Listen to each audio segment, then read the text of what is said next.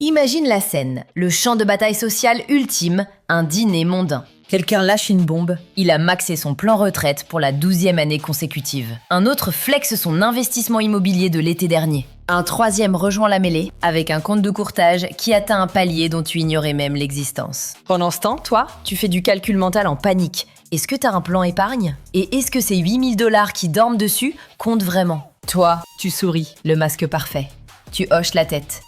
Tu lâches un vague « c'est génial ça !» en attrapant ton verre de vin comme une bouée de sauvetage. Mais à l'intérieur, ton estomac vient de faire une chute libre de 3 étages. Plus tard, dans le noir, tu fixes le plafond comme si les réponses y étaient écrites. Impossible de dormir. La conversation tourne en boucle, encore et encore. Tu te demandes comment ces génies ont craqué le code de l'argent pendant que toi, t'as visiblement séché ce cours vital à l'école de la vie. Et là, la spirale infernale commence. Est-ce que j'aurais dû acheter une baraque il y a 5 ans? Pourquoi personne m'a filé le tuto investissement à la vingtaine? C'est mort pour moi? Je vais bosser jusqu'à 75 ans? Mais écoute bien le secret que personne n'avouera à ce dîner. La moitié d'entre eux, ce sont des menteurs de classe mondiale. Le type avec son empire immobilier, il a oublié de dire que c'est vide depuis 3 mois et que ça le saigne à blanc. La femme qui a maxé son plan retraite, elle cache 40 000 $ de dette carte bleue à son mari. Et l'autre moitié, il se noie dans l'anxiété, exactement comme toi. Ils ont juste grindé leurs compétences confiance en soi au niveau max, parce que c'est le jeu des adultes. Cette boule au ventre, elle est là parce que la société t'a filé une liste de quêtes. Sauf que cette liste date de 1985, à l'époque où une maison coûtait 89 000 $ et qu'un seul salaire nourrissait une famille de 4. Les standards sur lesquels tu te juges sont totalement buggés. Ils ont été codés pour une économie qui n'existe plus. Et pourtant, on continue de s'infliger ces dégâts mentaux. On se sent comme des échecs critiques quand on atteint 40 ans, sans ces trophées invisibles. Alors aujourd'hui, je vais faire un truc inconfortable.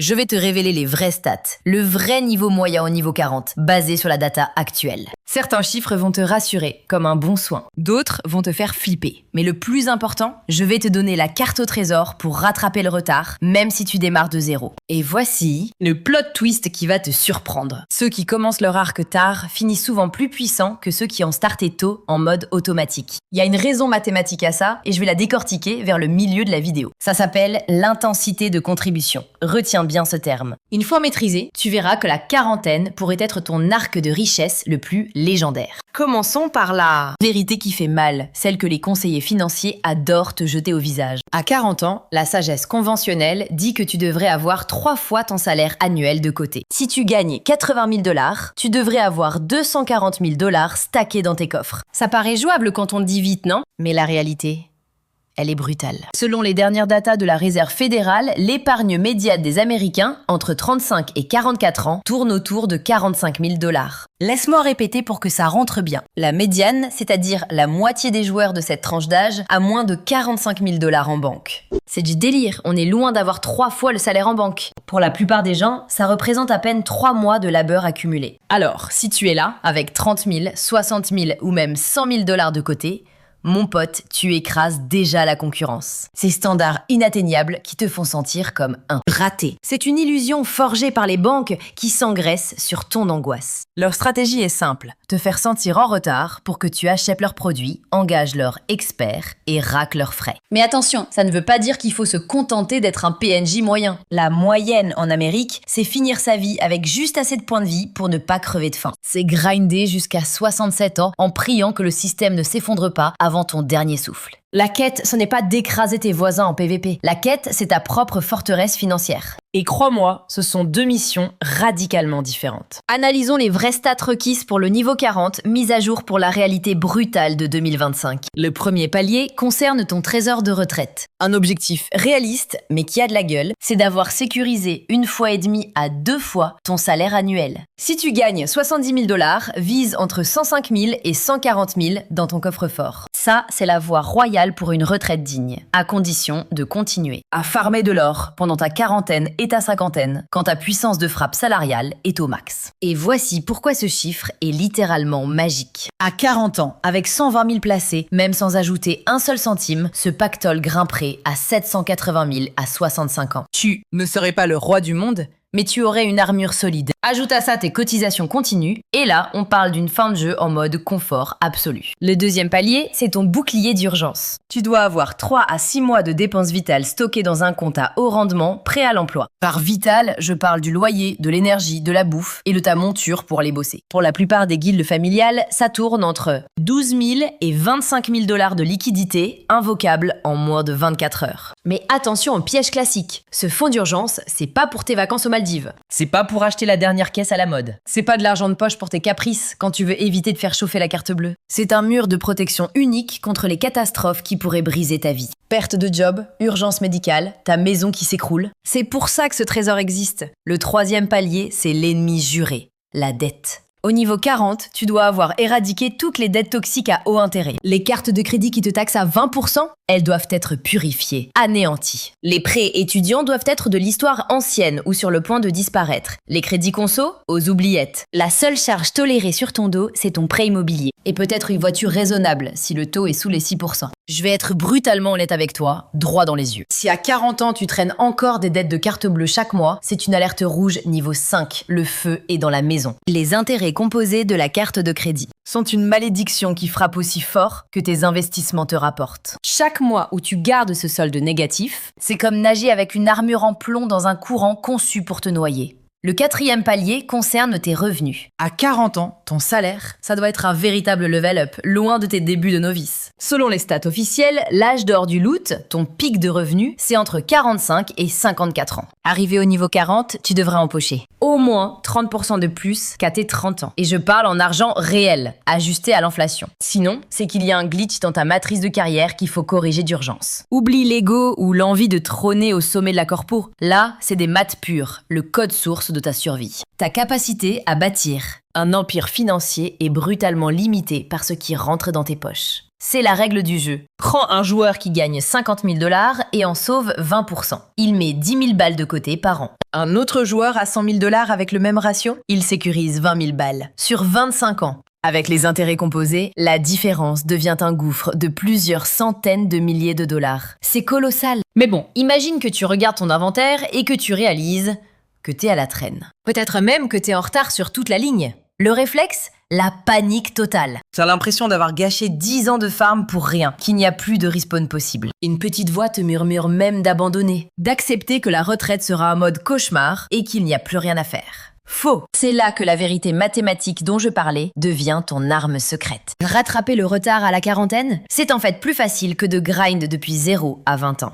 Pourquoi ce miracle ? Parce que t'as débloqué plusieurs bonus passifs interconnectés. Premièrement, ta puissance de frappe financière est bien supérieure. Un vétéran de 40 ans gagne significativement plus d'XP et d'or qu'un débutant de 25 ans. T'as plus de matières premières pour forger ta richesse. Le jeune de 25 ans, il galère à investir 300 $ par mois. Toi, avec ta carrière établie, tu peux lâcher 1500 ou 2000 balles dans la bataille. Cette intensité de feu, elle change absolument toute la méta du jeu. Deuxièmement, tes dépenses se stabilisent, voire diminuent. Le chaos du début de partie s'arrête. Tes dettes étudiantes sont peut-être liquidées. Ton skin pro, ta garde-robe, c'est déjà acquis. Fini l'époque où tu devais crafter tous tes meubles à chaque déménagement. Les gros achats de début de vie, c'est fait, c'est du passé, c'est validé. Le tapis roulant de la consommation ralentit enfin, si tu le décides. Troisièmement, tu as enfin monté ta stat sagesse. À 20 ans, on investit comme on joue au casino sans rien comprendre. Ils choisissent des fonds au hasard juste parce que le nom sonne bien. Du grand n'importe quoi. Le marché baisse, ils paniquent et vendent tout au pire moment. Des vrais noobs. Ils vident leur compte-retraite en changeant de job pour un plaisir immédiat. Quelle erreur critique. À 40 ans, t'as vu assez de cycles économiques pour avoir le mental d'acier d'un investisseur légendaire. T'as vu le marché s'effondrer et renaître. Tu sais, au fond de tes tripes, que la volatilité, c'est le prix à payer pour la gloire. Laisse-moi te présenter un certain Marcus. C'est notre protagoniste du jour.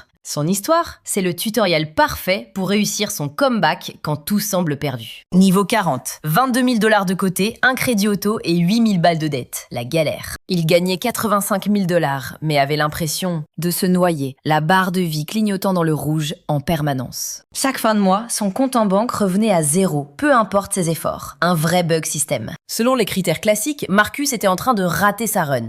Échec total. Il avait passé sa trentaine perdu dans le brouillard de l'inflation du mode de vie. Chaque augmentation, engloutie par un appart plus chic, des restos et des hobbies de luxe, disparu. Il n'était pas irresponsable, enfin, pas comme un délinquant. Il vivait juste en mode pilote automatique. L'argent rentrait, l'argent sortait et pouf, 10 ans envolés. Mais durant les 7 années suivantes, Marcus a activé un mode rattrapage qui a métamorphosé ses finances. Non, il n'a pas gagné au loto. Pas d'héritage mystérieux ni de business miracle lancé dans un garage. Il a simplement suivi un algorithme précis, ciblant les actions aux dégâts critiques. Voici la stratégie secrète de Marcus, et vous pouvez la copier, peu importe votre niveau actuel. La première phase, arrêter l'hémorragie financière. Marcus a passé un week-end entier à auditer sa vie comme un détective privé. Il a imprimé 3 mois de relevés bancaires, noir sur blanc. Surligneur en main, il a traqué chaque ligne. Et là, le choc a été violent. Il payait pour 3 services de streaming qu'il ne regardait jamais. Une salle de sport abandonnée depuis 8 mois et des box mensuelles qui finissaient. Direct au placard. Sans oublier un Spotify Premium alors que le gratuit suffisait large. Ses petites sangsues lui pompaient $340 par mois. Plus de $4000 par an qui s'évaporaient pour du vent. Il a aussi attaqué son prêt auto, le faisant passer de 8,9% à 4,2%. $127 sauvés sans rien changer à sa vie. En 30 jours chrono, Marcus avait débloqué près de $500 mensuels. De l'optimisation pure, zéro sacrifice, juste du nettoyage de déchets invisibles. Phase 2, l'extermination totale de la dette. Marcus a bombardé le solde de sa carte de crédit avec chaque dollar disponible. Pas d'investissement pour l'instant, juste un mini bouclier de sécurité de $2000. Il a attaqué la dette avec une fureur obsessionnelle, car les intérêts de carte de crédit sont un piège mortel, à moins 20% de rendement. Aucun placement ne peut battre cette perte garantie, c'est mathématique. Il a utilisé la technique de l'avalanche, visant le taux d'intérêt le plus élevé en premier. C'est la stratégie qui fait le plus mal à la banque. Certains préfèrent tuer les petites dettes pour le moral, mais c'est cool aussi. L'important, c'est de choisir son arme et de frapper sans relâche. Et 8 mois plus tard, la dette était anéantie. Marcus avait maintenant ses $500 de base, plus les 350 des mensualités, soit $850 de puissance de feu mensuelle. Phase 3. Construire la forteresse imprenable. Avant d'investir agressivement, il lui fallait une armure contre les imprévus du destin. Il a mis 4 mois à monter son fonds. D'urgence, de $2000 à $15 000, de quoi survivre 4 mois sans revenus. Ça peut sembler ralentir la quête de richesse, mais c'est la fondation même. Sans ça, le moindre coup dur vous renvoie à la case dette. Vous finissez sur un tapis roulant infernal à rembourser des crédits. Un pépin arrive, vous replongez, et la boucle maudite se répète à l'infini. Le fonds d'urgence brise cette malédiction pour toujours. Phase 4, l'avantage du vétéran. C'est là que la maturité devient un super pouvoir. Le fisc débloque des bonus de cotisation retraite à partir de 50 ans. La limite classique tourne autour de $23 000 par an, mais les seniors peuvent ajouter $7500 de bonus au pot. Marcus a eu son éveil à 42 ans, lui laissant 8 années de grind intensif pour débloquer sa compétence ultime. Premier move stratégique, il a maxé le cheat code de son employeur. Pour un match immédiat, ce qui équivaut littéralement à 50% de retour sur investissement gratos. Pour chaque dollar posé, la boîte lâchait 50 centimes, jusqu'à 6% de son salaire. Le mec laissait des milliers de dollars lui glisser entre les doigts depuis des années sans rien capter. Ensuite, il a lancé la technique de l'incrémentation. Augmenter sa contribution de 1% tous les 6 mois. Une montée en puissance furtive pour éviter le choc systémique tout en boostant son épargne en mode silencieux. Arrivé au niveau 45, il balançait 18% de son salaire dans le coffre-fort. Et le pire, il sentait même pas la différence sur sa fiche de paye, car l'adaptation était si douce que son train de vie n'a même pas tremblé. Phase 5, l'accélération brutale des revenus. Marcus a compris que l'épargne passive, c'était pour les noobs. Il lui fallait un vrai levier de puissance côté salaire. Il a sacrifié ses soirées et ses week-ends pour aller chercher une certification d'élite dans son domaine. Coût de l'opération, $3000 et 6 mois de tryhard absolu. En 2 ans, il a débloqué une promotion légendaire qui a buffé son salaire de $22 000 par an. Et là, écoutez bien, c'est le secret que tout le monde rate. Marcus n'a pas claqué son butin dans des futilités. Il a gardé son train de vie de moine et a tout réinvesti jusqu'au dernier centime. Cette décision critique a injecté $1400 de mana pur dans ses comptes chaque mois. Comme il était déjà habitué à vivre avec moins, ce surplus massif est parti direct dans la machine à cash. À 49 ans, 7 ans après être parti de zéro, Marcus trônait sur un trésor de guerre de plus de $380 000. Sa voiture ? Payé cash, propriété totale. Sa seule dette, le crédit IMO qu'il détruisait petit à petit chaque mois. Il était sur l'autoroute royale pour la retraite à 62 ans avec plus d'1,2 million d'actifs. La mathématique derrière cet exploit n'est pas sorcière, c'est juste une agression totale au bon moment. Regarde bien cette équation, elle change tout. Si t'as 40 ans et que tu investis 2000 balles par mois à 8% de rendement, tu auras environ 450 000 à 55 ans et plus de 950 000 à 62 ans. Commencez à 45 ans avec les mêmes stats et vous tombez à 350 000 à la 60. La fenêtre de tir est cruciale, mais à 40 ans, le portail est encore grand ouvert. Laissez-moi vous prouver un truc. Un départ tardif en mode berserk bat souvent un départ précoce en mode mou. Le joueur A met 200 balles par mois de 25 à 65 ans. À 8%, il finit avec 700 000 $. Le joueur B, lui, met 1500 balles de 40 à 65 ans au même taux et finit avec 1,3 million. Le retardataire a mis plus de cash, d'accord, mais il finit avec le double du trésor. L'intensité de l'attaque compte plus que la durée quand on a encore 25 ans de runway devant soi. Mais attention, il y a un piège mental, un boss caché qui détruit plus de carrières que les maths. Beaucoup de ceux qui se sentent en retard développent ce que j'appelle la paralysie financière. Ils savent qu'ils doivent bouger.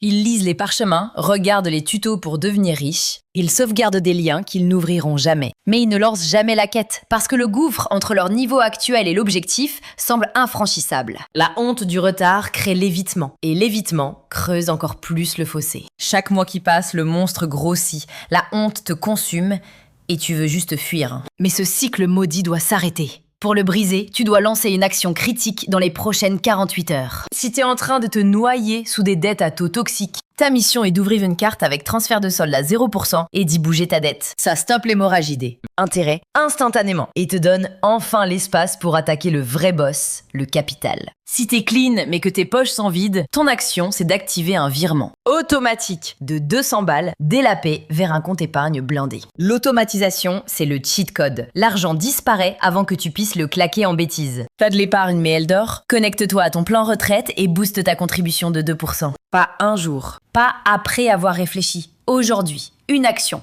48 heures chrono. C'est ce premier pas qui déclenche l'effet boule de neige pour tout le reste du voyage. C'est le mouvement qui crée la motivation, pas l'inverse. Alors, bouge-toi. Parlons stats pro maintenant, parce que ta santé financière et ta carrière sont liées par le destin. Ta carrière, c'est le moteur de toute ton existence. L'ignorer pour juste gratter des centimes, c'est comme tuner une épave avec un moteur mort. Inutile. À 40 ans, tu dois avoir débloqué au moins une compétence ultime qui vaut de l'or sur le marché. Les généralistes, des PNJ remplaçables. Les spécialistes, des légendes qu'on s'arrache. Si tu peux pas dire en une phrase pourquoi tu exploses 90% de tes rivaux, t'as un sérieux problème de positionnement. Visualise le champ de bataille. Un manager marketing lambda se bat dans une arène contre des milliers de clones pour le même poste. Mais un manager qui se spécialise dans la rétention client pour les logiciels d'abonnement. Il affronte à peine une poignée d'adversaires. La spécialisation anéantit la concurrence et booste ta puissance de frappe lors des négociations de salaire. Il te faut aussi une guilde, au moins 5 alliés capables de te replacer en 30 jours si tout s'effondre. Car le game over arrive sans prévenir. Boîte qui ferme, industrie qui crache, nouveau chef, et soudain, ton poste est éliminé. Ton réseau, c'est ton bouclier, ton assurance vie contre le chaos. La plupart des gens ne cherchent des alliés que quand ils sont à terre. Erreur de débutant. Les vrais liens se forgent quand tout va bien, quand t'as besoin de rien. Envoie un message aux anciens collègues tous les trimestres. Prends un café avec des rivaux. Garde le contact avec les recruteurs, même si t'es bien. Cette protection ne te coûte que quelques heures par mois. Rentable, non? En plus, il te faut des sources de revenus secondaires, même modestes. Un petit side business à 500 balles, un loyer qui tombe, des dividendes qui travaillent pour toi pendant que tu dors. Du consulting le week-end. Un flux qui continue de couler, même si ton salaire principal est coupé net. Le but n'est pas de devenir riche avec des petits boulots, c'est d'éviter le crash total en cas de perte d'emploi. Si tu perds ton job et que t'as zéro plan B, c'est la panique, mode survie activé. Mais si tu perds ton job et que 1500 balles tombent, d'ailleurs, tu peux respirer et attendre la bonne opportunité, au lieu de sauter sur la première offre pourrie par désespoir. Pour ceux qui ont déjà conquis le donjon financier et qui se croient à l'abri,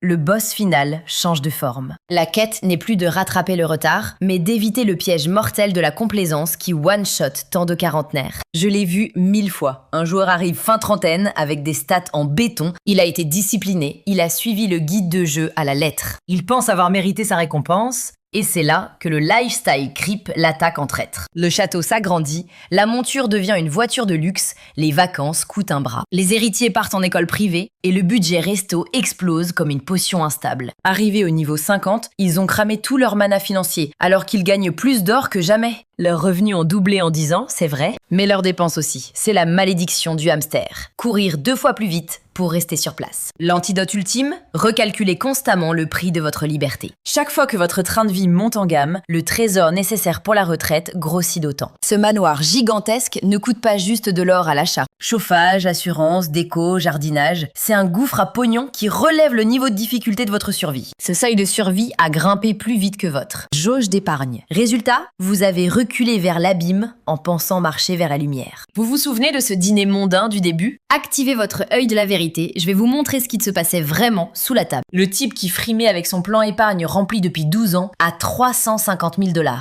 Bravo. Mais il a aussi 600 000 balles de dettes sur le dos, une hypothèque monstrueuse, des crédits travaux et 2 enfants qui partent à la fac. Il n'est pas riche, il est enchaîné par les banques. Et cette reine de l'immobilier, elle a acheté pile au sommet de la bulle spéculative. Entre les taxes, les réparations et les locataires fantômes, elle perd 400 $ par mois. Elle se raconte qu'elle construit son empire.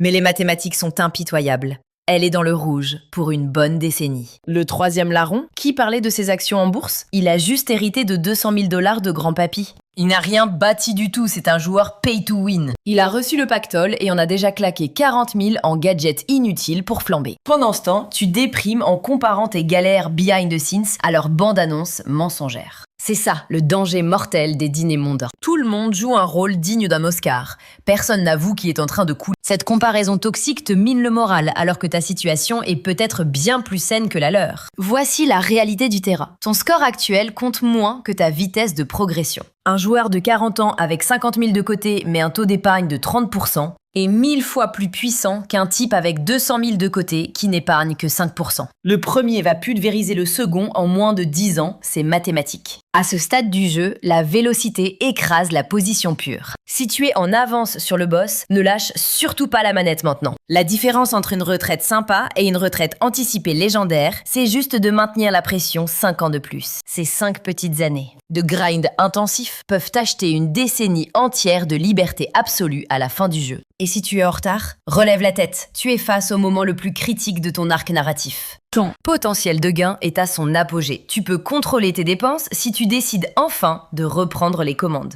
Ta timeline est encore assez longue pour que la magie cheatée des intérêts composés fasse des miracles. Celui qui active le mode berserk à 40 ans écrase souvent le petit jeune de 25 ans qui joue en mode facile. Et non, c'est pas juste un doux rêve de gosse, c'est juste des maths basiques qui déroulent leur script sur une run de 25 années. Dans 10 ans, tu regarderas en arrière en te disant que c'était LE point de rupture. L'instant où t'as enfin pris au sérieux ton avenir financier. Ou alors, tu te retrouveras encore en sueur au prochain dîner quand quelqu'un flexera avec son portefeuille d'investissement. Les statistiques, on s'en tape royalement. C'est ton prochain move qui va tout changer.